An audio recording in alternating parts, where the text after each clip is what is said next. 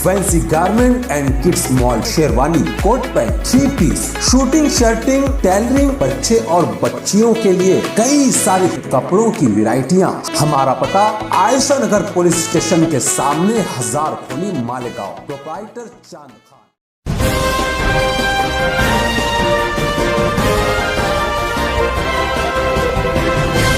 मानव समाचार, मानवता के हक में। इस खबर को सुनने के लिए महरूसीन पिछले 11 महीने से इंतजार कर रहे थे। लाखों लोग जिनके लिए दुआएं कर रहे थे, मुसलसल माएं बहनें जिनके लिए रोजे रख रही थी, नमाजें अदा कर रही थी। पुलिस, हुकूमत और सियासी पार्टियों के आपसी इख्तिलाफ रसाकशी के बाद भी बिलाखिर मुंबई हाई कोर्ट के जज पीडी नायक ने जमानत दे ही दी और साबित कर दिया कि कोई कितनी भी साजिश क्यों न करे, असल नायक अदालत ही होती है।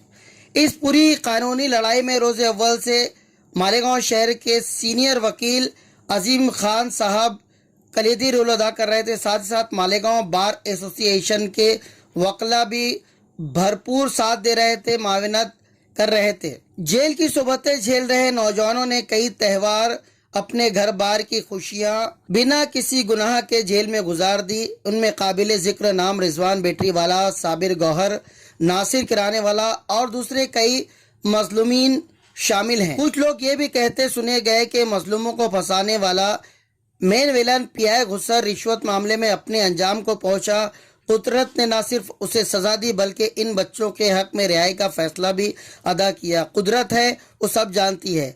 हर अहंकारी रावण का एक दिन यही अंजाम होता है और एक नया सवेरा आता है। बहरकैफ शहर के कुछ बुजुर्गों ने दरख्वास्त की है कि इस मौके पर शुक्राने की नमाज अदा की जाए, अल्लाह के हुजूर दुआ की जाए।